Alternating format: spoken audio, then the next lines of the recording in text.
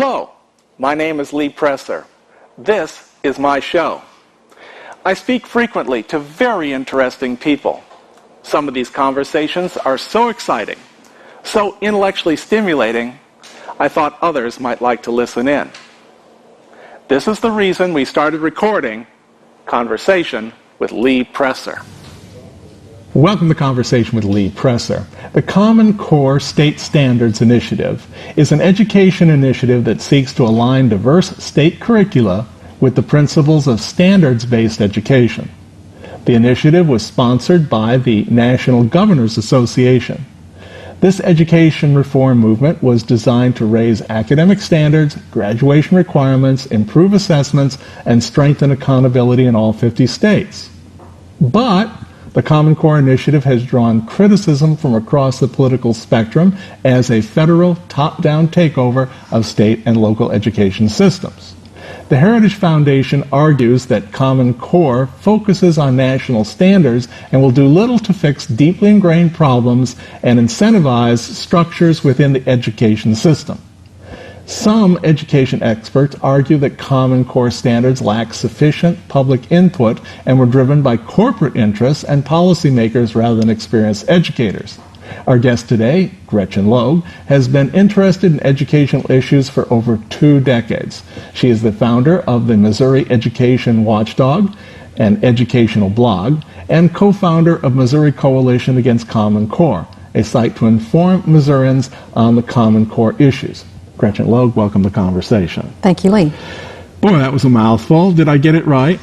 Pretty much. Okay, Yeah. So we've encapsulated what it is we're going to talk about today, but I know you have a whole lot more to say. First of all, what was it, from your perspective, that the people who were trying to found the idea of standards for students got wrong? Standards in and of themselves are not bad. We need standards in education, and in fact, the state, our state constitution in Missouri, gives the state the ability and the authority to set the direction and development of the standards.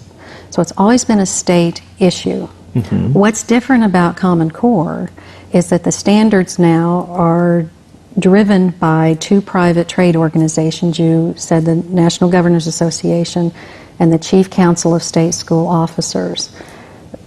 What's that? What, I know with the national governors. Yes. CCSSO, mainly school chiefs, superintendents, they have all banded together.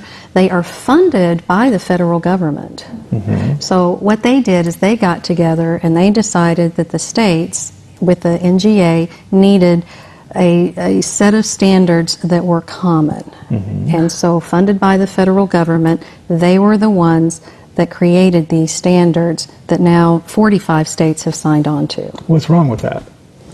Well, what's wrong with that is that it's illegal. Well, but if the governors are doing it, how can it be illegal? I mean, they're the governors. Well, basically what you have... And they're the superintendents.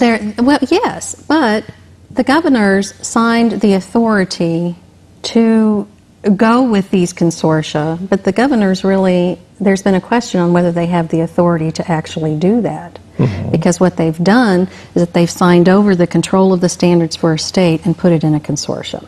Uh-huh. Now, didn't didn't Missouri legislature sign off on this? No.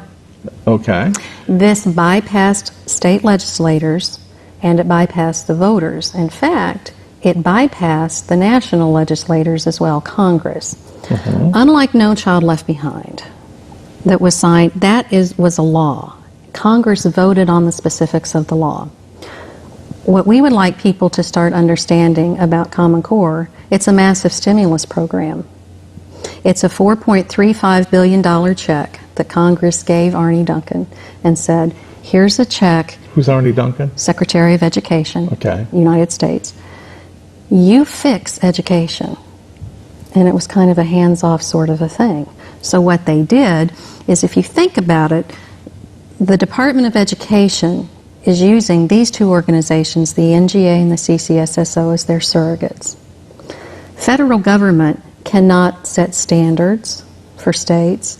They can't set curriculum.